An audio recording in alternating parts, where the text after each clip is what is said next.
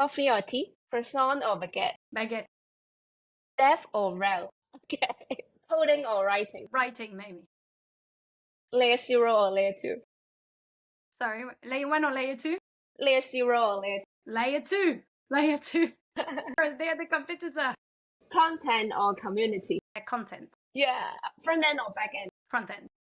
Okay, cool.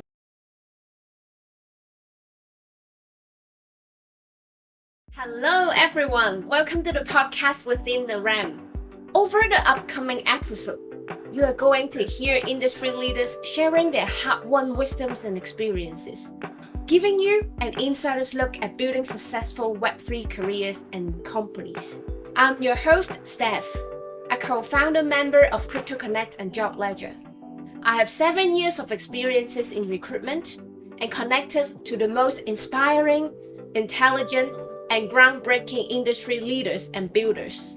Whether you are a Web3 veteran or brand new to the space, we want Within the RAM to be your go-to resource. So get ready to ask questions, share your thoughts, and join us on this wild Web3 adventure. Now, before we begin, it would mean a lot to us if you can help like this video and subscribe to our channel if you haven't done so already. It really helps within the algorithm, and it encourages our team greatly to create more content. If you want to know a bit more about us, simply scroll down and where I have placed our related website and socials in the description below. Alright, let's get into this. Hello everyone, welcome back to the series Within the RAM. Today I'm super honored to invite one of my good friends within the Web3 space, Pauline, who is currently the Senior Developer Advocate in Wormhole. Hello, Pauline. How are you today? Good. Thank you very much for having me. It's a pleasure.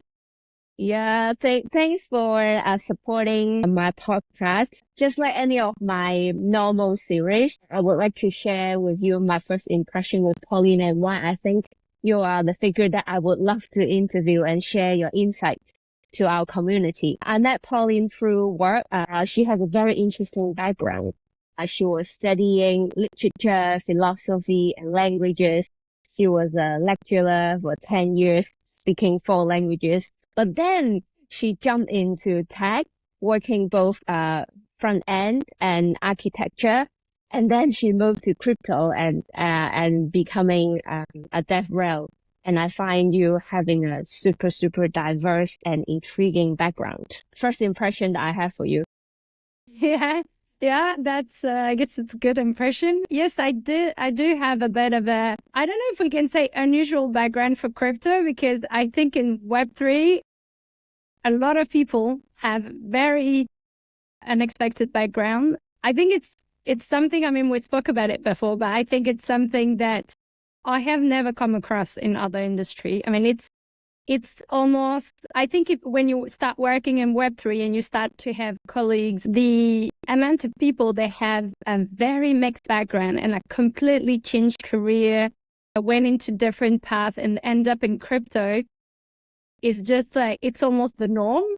So what I mean by unexpected background is like some of my colleagues used to be submarine engineer, other like golf coach, like anything you can think of, like very unexpected background. And because nobody has a PhD in crypto, right? Like it just doesn't exist. It's not possible. So I think it's an industry that really give basically the opportunity to everyone who's willing to put the work and jump in. And for my part, yes, I was a teacher for many years. I actually didn't jump straight from teaching to crypto. I went from teaching to learning to code, and then from being a developer in like a what I don't want to say normal industry, but in Web2, I was basically a developer in a very established corporate job for a few years. And I think the fact that I was technical allows me to enter the whole crypto space through the tech. So I did not enter the space because I was trading. Like I didn't enter through all DeFi things. I entered it through the technical parts. I was really interested what was blockchain. It was the craze on 2020. So It was a few years back, and everything was so interesting and new, and I was like, "What is this?" So I just got curious initially. Yeah. Yeah. Well, before I ask you the next questions, if anyone like fresh graduate studying literature, I know that some of the lecturer will literally tell you, oh, if you want to study a subject that will end up having no job, don't worry about it. Still pursue something that you like. Pauline has set up a very good role model. Like, even you study something that people told you there's no job, no, you're gonna find your own way. Just pursue your interest first. I had this, I think also it really depends when you graduate, right? Like I am Yeah. not that anymore. I think, yes, study what you like, because the number one rule of being, you're never going to be successful, or at least fully fulfilled in any job if you're not curious about it, right? So like heaps of people that can go into job there are, because they think it's going to bring a lot of money and it's going to be good, and then their parents told them it's a good idea 'cause, you can settle the future, and it's all good. Like they are valuable reasons, but at the end of the day, on the long term, like you are going to be drawn to things that you are interested in. So whether it is your hobby or then it becomes your job, whatever it is, but if you're not curious about something, you're not going to learn well. Like you're not, at least you learn on the short term, but you're not going to be deeply involved in anything if you think it's boring. So Yeah.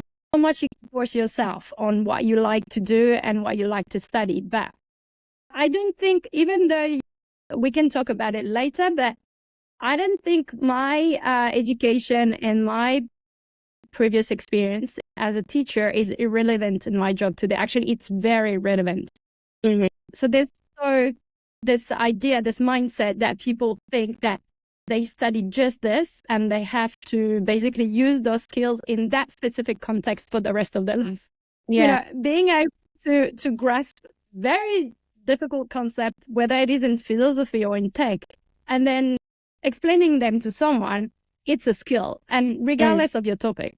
So I think skills are transferable no matter what you do. So wow, amazing. And just like what you said, I think a lot of people get stuck of building a very linear career, whereas life actually not linear, meaning like sometimes what you think that you've done is useless, maybe is somehow the biggest weapon that you could possibly have for your next role. Useless course, let me tell you, I have this a lot of things that are completely, but it's what you study. It's, it's the skills you learn along the way, right? It's not, I mean, I can show off a bit like my ancient Greek philosophy, but like it's not really that I use in my everyday life, let's be honest. But it's more the skills around it. Yeah, that's cool. Well, like you mentioned, your first encounterment was because of the tech in blockchain. You were curious about it. There was some crisis, but could you walk us through a little bit more? What really makes you think, oh, okay, here you go. Like, I would love to have my next job in crypto. What was the trigger? Yeah, I think it was not that quick. First I was interested. I wanted to. It started with an NFT project that used to be called Surge. It was a very nice. It was led by women. I knew the girl that started it, so I joined the Discord. And then from there, I basically wanted to know, how do you mint an NFT? What does that mean? It's minted. All those basic questions. So then I started, of course, to get technical. And then it was a bit of a rabbit hole because you had a lot of tutorial and you could mint your own, and I was like, this is fun. And so it started a bit like this, but I had a Web2 job. I had a family. I mean, I still have it.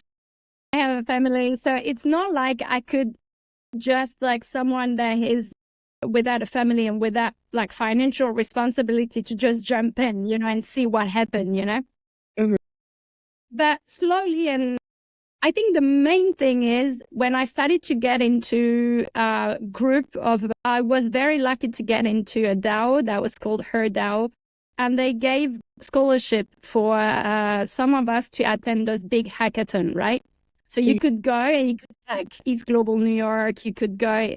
And that was basically it. When I started to do this, then I was sent to those places And as a bunch of people, we will create projects and we will do that in like less than 48 hours.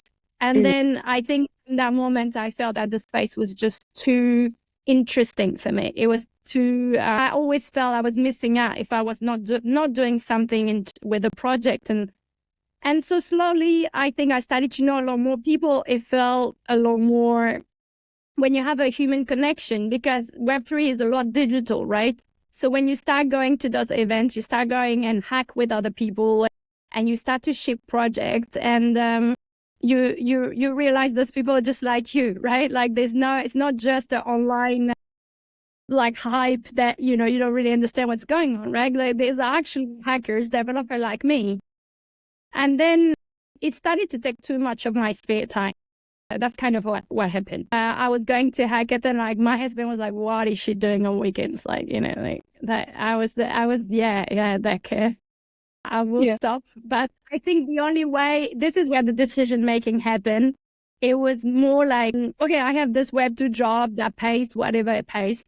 If I can get a Web3 job that can at least pay the same, or a bit more, because maybe, it's a bit less certain due to market cycle, then I think it will be a good enough incentive for me, right? And that's basically what I did. I didn't jump into a project that was a side things. I did that while I kept my job, of course. But I jumped fully into crypto when I actually could get a full-time job. And I was with the protocol, a layer 2 protocol a while ago. But I think this is where the decision happens, basically. Like it really depends your situation. But for me, it was that. How long did it take from the minting to finally getting a job within the crypto space? I honestly think that if I did not have a family and did not have a heavy financial responsibility, I would have jumped earlier. I would have taken a bit, maybe a less controlled risk. But due to my situation, it took me probably a year and a half. So during this year, I went to those events. I did a bit of a networking, and actually my first job, I landed it through it was a ECC Paris, I think 2 years ago. And I went to the booth and I spoke to the people, and then I got into the recruitment process. This is kind of how it happens. And I think in general, it goes faster that way, because then people directly, they can sense straight away if, you're someone that is reliable to work on something when it's distance and so on. So I think a lot of people have been in my situation where they went to booths or during a hackathon event, introduce themselves, and then get on to the process like that. Wow, cool. So really, like your whole process in entering Web3, I would say there is not a lot of boundary, not a lot of barriers entering the space. Everybody can enter the space. That's basically, it really depends what you want to do, but there's like endless amount of projects out there. They are looking for people to work on. The problem is that whether you need a financial compensation or not, right? Like entering, even if you want to try, you can always join a DAO, which is a decentralized autonomous organization. You can always join a DAO and participate to something. Like if you're interested in the DAO, it can be in anything. It can be in gaming. Everybody can enter. But you of course need to know like certain things, right? But I think this space is, compared to other things, you can join a Discord, be part of a group, and somehow start to have roles and be integrated and be part of a project very quickly. There's no like corporate, so like where are you gonna go like in a corporate world? Like, no, like you can do that in a sports club in real life, but not in something that would eventually be, something that will lead to a financial compensation later. So yeah, I wouldn't say there are massive barrier to enter the space. Yes, you can, for sure. But then it's whether or not you want to make that a job for yourself. Yeah.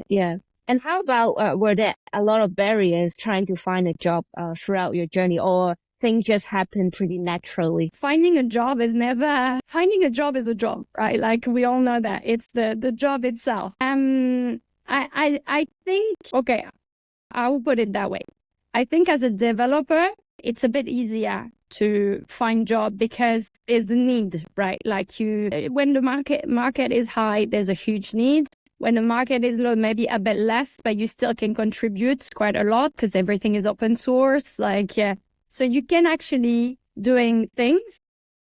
properly doing things. Like you can show your work. Like you can. So I think as a developer, as a technical person, it might be a bit easier than if you are a project manager or if you are I don't know, whatever other role, maybe legal or something like this, which is much harder to contribute, right? Mm-hmm. So I was lucky enough that on the technical side, I could do tutorial, I could do guides, I could show like article on Medium that I've written. So that kind of gives you like, you can showcase your work already, even though you're not hired, right? Mm-hmm. And because everything is source, you can do it. So I think that is the advantage of the technical jobs in crypto. Okay, so you can already code something, you can show that you can do very, very easily, which it's the big advantage of the technical job rather than the one that are non-technical. Like if you are someone that wants to break into crypto and you work in legal, I don't know how you can show, without knowing the project. It's much harder. I would say that as on the technical roles, you can do it straight away. I think it's highly dependent on the market too. Unfortunately, maybe a bit less coming up, but yeah, when the market is high, everybody higher. When the market is low, there's a lot less. You also have to be mindful of that. If you are searching for a job in the middle of the bear market, it's going to be a lot harder. Like I know quite a lot of people feeling stuck, especially for non-technical people, like they've been struggling to find new roles. But just like what Pauline said, and I guess like you took 18 months to prepare yourself for entering the space. And I think it's a very good indicator for some people that are trying to get into a Web3 space or trying to think of getting a new job. You can treat this period of time as some time that you prepare and equip yourself and create your own portfolio so that once a opportunity comes up, you can always have something to showcase what you have already contributed. Yeah. Well, like then I was super curious because like we mentioned in the beginning of our talk, you mentioned that you were a teacher for 10 years and how you ended up being a developer. So yeah, this is this is unrelated to crypto actually, because when I decided to become a developer, I was not that much aware about Web3 space. It was more circumstances. I had 3 very young children. I had moved to a country where I did not speak the language. I ended up in a situation where it was very difficult for me to get a teaching job. I needed to go back to uni because they wanted me to get credits, but it was difficult. And I was like, I am not doing this. I'm not re-educating myself while I have already 10 years experience on the job. So, and I think I was really at the point where, well, I think I have to shift this because this is not working out for me. And financially, it was not working out either. So I called a few of my friends who used to be in uni with me, so in college. So we studied the same thing. And they had made those coding bootcamp. They made those developer coding bootcamp. And they made the switch also quite late in life and with children, which is a really important indicator for me because I was a bit worried it was going to be very difficult for me to achieve. And they told me, yes, you can do it. There's a good market out there. There's always job in tech. It's for sure, and it's in English, and it's a quick. But you have to know that the first job's going to be tough to get, basically, and you're going to have to work with 80% of men for the rest of your career. And I was completely fine with it. But yeah, it was difficult because it is not a space that I knew much of before. I was not someone partly interested in tech in general. I was just like normal. So I had to find a curiosity here. And that is why today, for me, working, honestly, I'm just saying, I have the best job in the world. Like, I could never, ever imagine working where I am today. I think I have the best team. Like, it's just, everything is good, working life pretty much. But I've gone through a lot of different jobs and disappointment, because yes, it's very hard to find your first job because you're so junior. So it costs a lot of money to train someone like you, right? So yeah, like when you change career, it's something that you need to, especially that for me was like a complete switch. It's not something that was like even a little bit related, like it's like nothing. So you have to be patient and you have to be kind and to yourself, because like it's going to be tough and you're going to be rejected every time, for sure. And you're going to feel you're the dumbest person in the room, of course. And but that is something that actually on the moment for years I hated, because being the teacher, you're the one who knows everything, right, in the room. So when you change career and you don't know anything, you're the dumb person. But the thing is, working in crypto, it's so important that you understand it, like you cannot know everything, because this space is just filled with like a million things that change every week, right? So this attitude of thinking, okay, this I know, this I don't know, this I have no clue what they're talking about, it's something that it's so important to have in crypto, because you always feel everybody knows more than you. And then you realize that no, because it's just so much knowledge that is constantly evolving and constantly changing, and you have to keep with things. They go so fast. So I am very thankful, even though it was painful for years for me to feel that way. But today I'm like, yeah, I don't know that. Walk me through that concept. I don't even bother if I'm very uncertain of what they're talking about. I just go and ask. Like I don't have time to worry so much about if it's a dumb question or not. Like if it is a question to me at the level I have today, then I assume it's a question for someone else. So, but that I have learned it through very difficult. I love how honest and how genuine you share your own experience, and how was your mentality equip you in making those shifts. And for some of you, if you're like trying to change career, repeat that part. Like, please don't mind to ask them questions, and you don't have more time to get worried. No. Yeah, because you could start from zero. And so of course you are like not dumb, but of course you are not knowledgeable. There's no way you can be knowledgeable if you start from zero, right? So I think, especially as an adult in life, when you are much older, maybe when you are in college and you ask questions, you think everybody's kind of the same and you're young and, whatever, you're not supposed to know. But when you are in your late and then you already been in a work environment, you already been someone that was experienced, and now you go back to zero, then it's much harder, right? Like not in ego way, it's just harder because you're not used to that anymore. But that is the only way through. Like there's no other way through. So yeah, amazing. Well then, but apparently, being in crypto and being at a DevRel, you love your current job. Could you walk us through what does DevRel means to you? Because when I do my research, like DevRel, it consists of marketing, product, technical, community, What would be your own definition of a DevRel? It's funny because DevRel themselves, so we're a bunch of people, right? So let's say DevRel stands for developer relations. So basically, your job quickly is to do a million things across many different disciplines, but it's to grow a developer community, because at the end of the day, you are either explaining or trying to help developer integrate your own tech, right? So you have to be technically focused, but you also have to be able to do a lot more things than that. Ourselves, the DevRel, we have meetings where we define the scope of the DevRel. So it's not an obvious role, right? So most of the protocol have DevRel. you have the spectrum is very large. You can have what you call a DevRel, developer relation engineer, that is very close to tech support.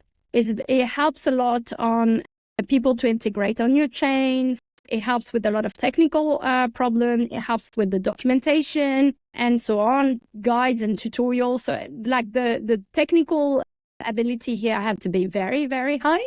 And then you have like people on the other side that are more like developer advocates. So these ones, usually you still have to be a developer or remain technical enough, because at the end you're talking about technical product. But you're a lot more into communicating, creating educational content. You are helping a developer to reach out. So they reach out to you. You're the main entry point for them. So when they stuck somewhere, something is unclear, something like they come to you. So it's a lot more educational based. However, you have to remember that all you do here is growing a developer community. So making sure that everyone who wants to build either on your chain or with your product knows how to do it, where to find a solution, how to reach out to you. So you're like really not necessarily the face, but you're the entry point for them. So it's very important you have this outgoing behavior when you help builders and you go towards them. And so they feel very confident to come to you. And then if you cannot solve their problem, then it will go back to the engineering team. But you are this person that makes the bridge, basically, between your user, the developer, the technical team, the BD. So this is why it's a scope that is very hard to define also, because it really depends where you work. Some teams have DevRel, some teams have one, but the spectrum is quite large. That's what I mean. Yeah. But it's not to know exactly what the DevRel is. In general, you have engineer and DevRel advocate. So I've been both. I've been DevRel engineer, and now I'm a Dev advocate. Yeah, what would be your advice for some people like yourself, if they would like to transit themselves from a 100% technical role into a DevRel position? Yeah, it's a good question, because we often get that question from people. As I mentioned before, you have to remember that the Web3 space is open source, right? That means most of our protocol, most of our product, everything, if you want to open a pull request to improve anything, you can do it, right? So I think one thing is that if you are technical and you are really technical, you can aim for a developer relation engineer, which is the closest to dev, basically. And you can enter there because, of course, if you like it, but the idea is that you understand how the developer thinks, so you will be able to be that bridge much, much easier, right? But what I mean is that also it's important that you showcase your work.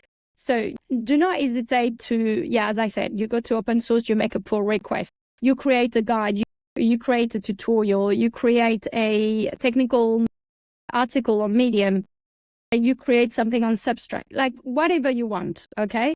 But we need to see that you understand what we do, you understand what the protocol does, you understand how the builder think.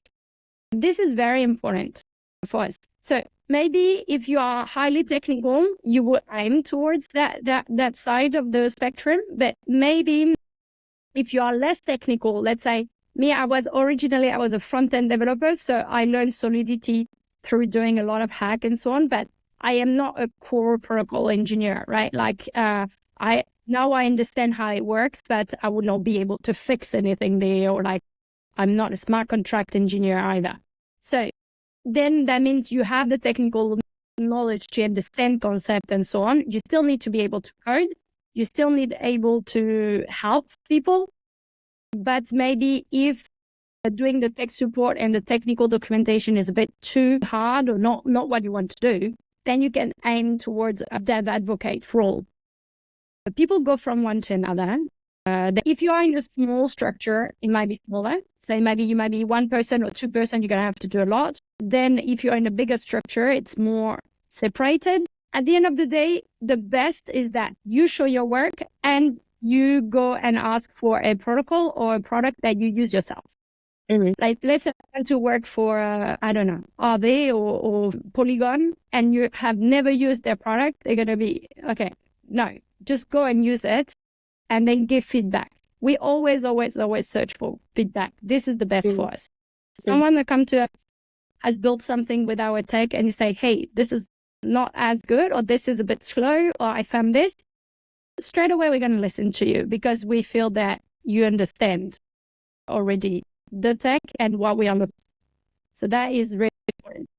Yeah. Well, I'd like to quickly summarize what Pauline just shared. I guess one thing is knowing your own technical spectrum, because apparently that developer relations engineer versus developer advocate, it would require different tendency or requirement on the technical know-how. And the other thing is know who you are talking with. Like if you're trying to apply for a job, every team might have a different structure, different arrangement. Like feel free to like connect with them and give feedback and investigate like what is the team structure and how your skill set could fit in the role.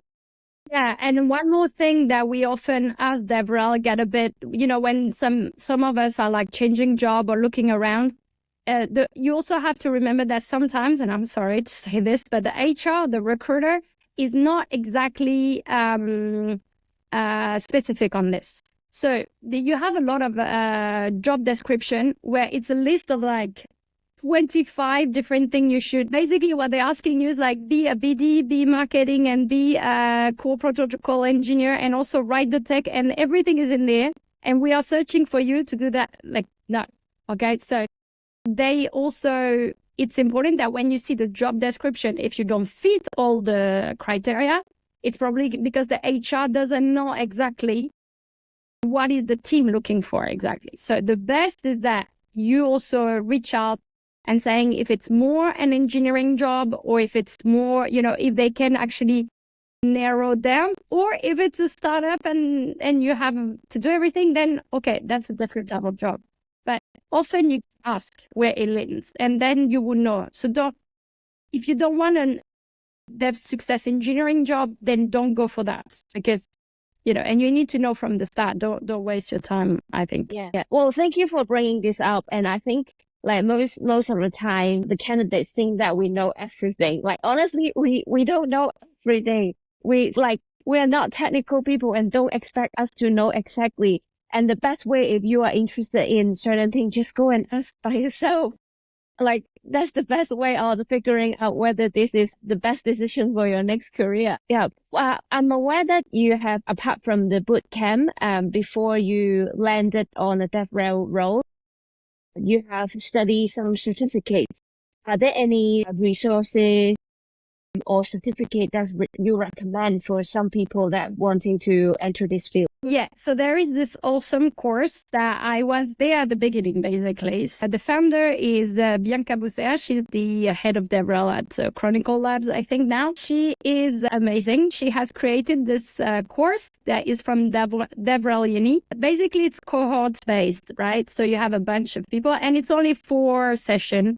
But in those 4 sessions, you get the best DevRel in crypto, basically. So you often have Nader, you have, I think Patrick Collins were there. Like if you're into DevRel, they're the rock star of the DevRel. And this course is amazing because it's basically best practice in the industry, because you can be a DevRel in Web2 as well. You can see them in AWS, they do video and so on.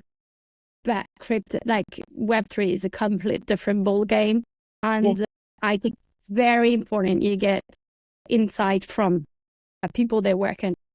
That's cool. And you will learn more in this course that you will learn in anything else. There's often new cohort coming up, and I really recommend it. I think it's so great. It's really good. That's cool. We're gonna put the link down below so people can access. Yeah. Well, the next thing that I will be super curious, because like you mentioned, DevRel is a very complex, wide range, not so well defined kind of role. How was your past teaching or other your own career journey? How did you integrate, or what were the transferable skills that make you think it's actually very useful for me in handling my current job. Yeah, well, like first thing, I'm in charge of everything that is education content or any guidance tutorial, which is basically a core job of a teacher almost. So that also, I mean, it's not random that I end up in DevRel, right? I knew I had skills that they were going to be very useful. So what I do on my day-to-day job, I basically on the documentation, there's a lot of difficult concept, especially in interoperability, which is what I work with. And my job is to basically make sure that it's very digest. So first, that whatever we explain to the developer, it's very clear. I'm also in charge of like making smaller education content so they understand that feature in that product is used for that. Because if you don't have a good documentation, it's very hard for developer to use your tool, basically. So it's kind of like the baseline of the DevRel is to have a very great documentation, and that is what I'm in charge of. And another thing I also do is that I do a lot of public speaking, you could say, like whether it's online or in real life. So workshop, we display, like we do a lot of workshop in real life. We have a lot of interview and AMA session I used to do on Twitter with my previous job. So this kind of things also, you have to be able to articulate yourself, right? Like, and given the fact that English is not my first language, it's also really important that I have like those skills, the structure in my head, and then I can help with the language after. So that is also very important. So I mean, all those skills very... Learning how to learn is basically the main skills here. So, and that's kind of what I did for a long time. Oh, that's cool. Well, it's not a coincidence because my last series with the CEO with K, he literally also shared the exact same thought. You will never know everything, but learning how to learn is very important. It is. You have to avoid what isn't necessary. You have to make so much resources. There's so much things all the time. You cannot learn them all, right? So you have to have the ability to find something that is interesting, how I'm going to learn that as fast as possible, and how I'm going to use it as fast as possible. And kind of... Yeah. What will be your 3 top qualities that you find is the most important to be a good DevRel? I think, okay, so here I will be specific as a developer relation advocate, okay? Not as a dev success engineer or DevRel engineer. But as an advocate, I think first you need to like the tech. Like you need to like the space. Like you cannot, even though you are really keen on talking and on doing a lot of public speaking and so on, you have to like what you're talking about, right? You have to see value on why you are talking about, because it's very hard to teach something that you don't see value in, because then you don't come across genuine. So I can tell you about a lot of things, but even like, it doesn't matter if it's the best subject in life. Like, I mean, I can talk about interoperability, but I am convinced it's an important topic. Whether or not I am having the best solution to offer, I don't know. But at least I am convinced that this topic is important. And I think that is you need to like the tech. You need to like the space. You need to like crypto in general, because otherwise it's weird. And then you need to have really a builder mindset. Like you need to put yourself into the shoe of people. They are going to come, they want to use your product and they want to use your tool, and you want to make that as frictionless as possible. That is your job. They have to find what they need, find it fast, be able to execute, and you have to help them if they have a problem. And all of this possibly seamless, but of course it's not, because there's always problems. But you have to be patient. You have to be willing to help. Yeah, that's very important. Being like builder mindset is very important. And then I think the third skills, maybe you have to like to be a bit like a teacher in the sense, like making sure that you don't overcomplicate things. So you have to take the time and make sure that whatever you communicate is very, very clear. Like you can't just, because you understand it, everybody understand it. That doesn't work. Yeah. Yeah. Well, like we have talked a lot about like being a DevRel and your own personal career journey. And I would also love to know more about your personal opinion entering the crypto space because currently within the crypto space, everyone can work fully remote. How does that impact your personal life? Yeah, I got that question a lot actually because given the fact that I have children, a lot of people have been saying, they imagine, which some people do, right?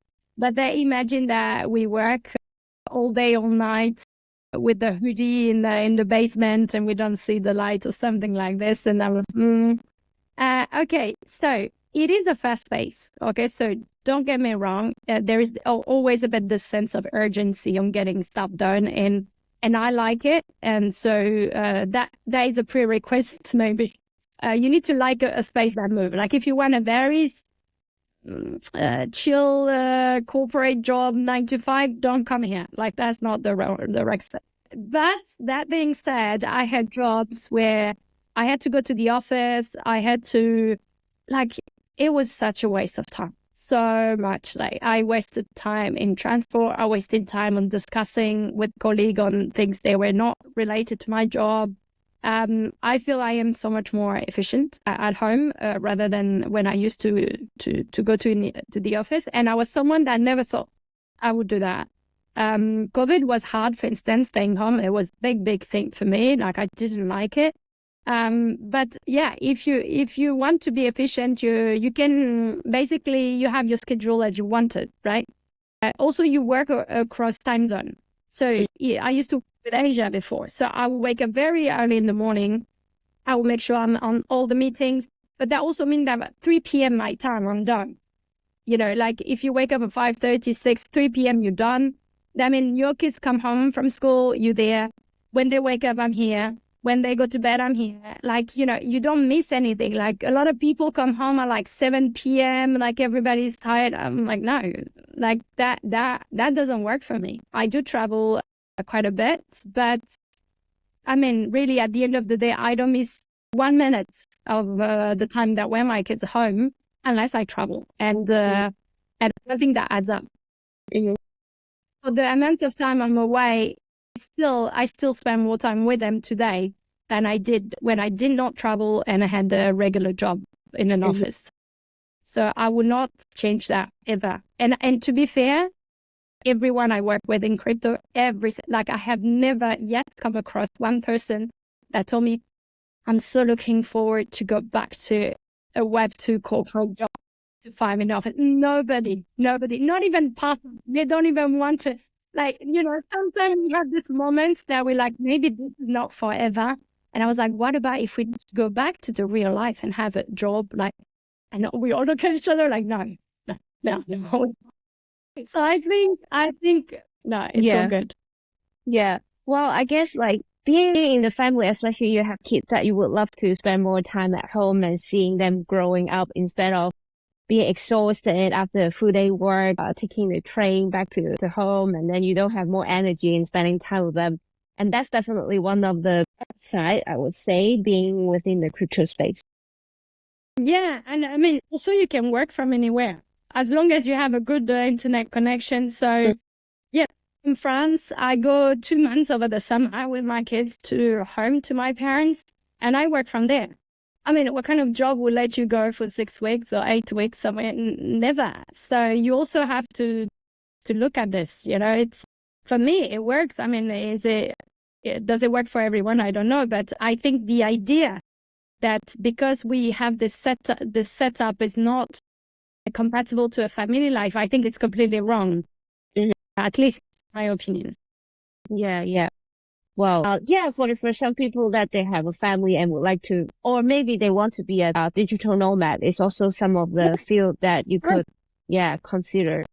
Well, the other thing that I'm intrigued because like I also research a lot about like how like girls, females, like as if they were working in product or tech. Like you mentioned, your whole career is gonna be surrounded by males and by guys. What was your personal experience? Were there any barriers? Yeah. I think I'm a bit biased because I grew up with 4 brothers, right? So I have grew up only with guys my whole life. I was surrounded. I did a lot of sports, and the sports there was mostly male. So I found it very familiar. So it's not really a problem for me, just because I don't really pay attention to it, in the sense that I think it would be harder for the women. They are less in contact with men maybe during their whole life, and then they have to work in an industry that, we have to admit, it's completely male dominated. I mean, it's not even tech is bad, but crypto is even more, right? So yeah, so it doesn't bother me at all personally, right? Like, that is the thing. However, I am a huge advocate for bringing more diversity into the space, because I simply truly believe that we have a lot to bring to the table. There is this crypto bro culture that, you hear often and so on. And I do have to say that I didn't experience it at all. I also surrounded myself with a lot of female hackers. So it blended a bit, maybe. But every time I had experience with only male hackers, or in any sort of job, I have never experienced anything negative. Like, in the sense that a lot of people have an avatar. They don't really know if the other person is a man or a woman. Everything is very blurred in crypto. And okay, that's good enough for me. Like, I don't need you to tell me I am a woman, so you're going to hear me. I just want you to answer my question the most efficient way possible, kind of. So that is, but I have to say that, yeah, in technical team, we are very little, and often maybe non-tech, from a non-tech perspective, maybe they have a different, I think maybe, the whole mansplaining is a bit more common in non-tech field. For us, it's more like the guy doesn't really, he's a bit like blunt, like he's a bit forward in the way he words things. But again, we are all remote, we all online. I haven't find this being particularly difficult, but I think I am also very biased. I kind of like don't really care. I don't. So, but I do advocate for a lot more women in the space. I think we are always less represented in panel. There's heaps of technical, like awesome women. They have very high technical role, and they never show up to any of those panels. They never get invited. It happens at the beginning, we thought that it's because we didn't show up and was like, hey, we're here. Happens that, yeah, it doesn't work either. So I don't know. We'll find a way to be more represented, I'm sure, but I don't have a bad experience at all in crypto. Yeah, I think that's important, because to be fair, I'm very comfortable with, like, even if I am the only woman in the team, I don't really care. But when I started, did go, and this is where I value the fact that there are some of those groups that, maybe women together would like brainstorm, they would have a working session. You have Shifi, for instance, that does like a really good job. And it's also because it might be intimidating at first to get into that space, that you enter a room and like 90% of the audience is male, and you already feel maybe a bit of an imposter syndrome, and you have it even more, right? So I think it's very important we keep having those group where we can discuss, where we can be a majority. And I think it's not trivial. At the beginning, I thought, I don't really need to go. But then I found a lot of support in those group. I found a lot of way that a lot of women gave me a lot more tips to enter different projects. I think it's also give a complete different vibe, like it's complete different dynamic. I think you can open up a lot more, saying that when they say that, like, what do you think they mean? And when we mean they, is because really if you're the only girl in the room, you're the only girl in the room. There is something that when you're not super senior, you're always a bit feeling that you may be a bit of an imposter there. So I think it's important that we have those the events and group, and we're not going to achieve a huge amount of women tomorrow, that's for sure. But every year is better, right? Like every year there's more. Every year we bring more. diversity to the space, and it's nice. I mean, we can all keep have 90% of men. They're just gonna wing each other. We all know. Yeah. It's nice that we bring women. But I just want to say that I never experienced anything bad at all. And actually, I absolutely love the team I worked with in the past 2 years. And people came from all over the world. So yeah, well, just to take this a little bit further, I think it's not just between male or female kind of thing. It's almost like whether you put yourself in the right place. I find it comfortable in making connections, like talking to the people with more like mind or interested in the same topics. Yeah, that's super important. Yeah.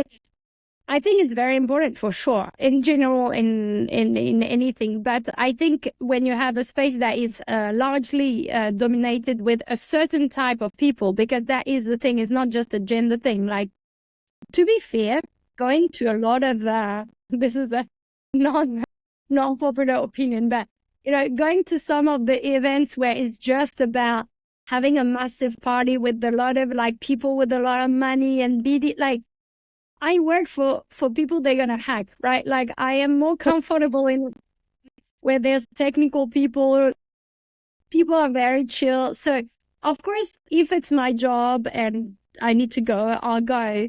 But you also have to think of it like in a job environment, you show up because you have to. But if you don't have to, you have to make the choice. Like, it's not all parties, not all events are suitable for anything that is interesting, whether personally or professional for you. Mm-hmm. And I think this is also, and I completely agree with you. I think it's also where the whole gender thing sometimes get a bit bringing, but I think it's larger than that. Like, it's not just, it's beyond just gender. Mm-hmm.